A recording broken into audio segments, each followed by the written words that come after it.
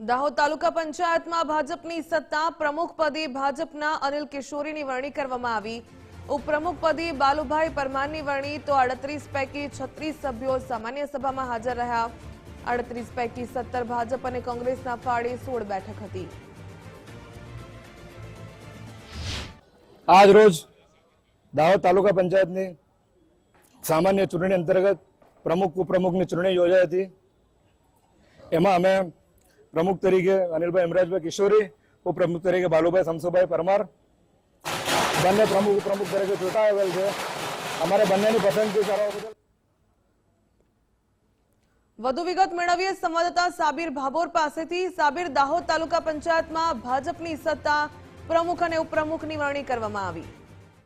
बिल्कुल भाविका बात करिए तो स्थानिक स्वराज्यની ચૂંટણીમાં દાહોદ તાલુકા પંચાયત માટે કોઈ પણ પક્ષને સંપૂર્ણ બહુમતી નથી મળી।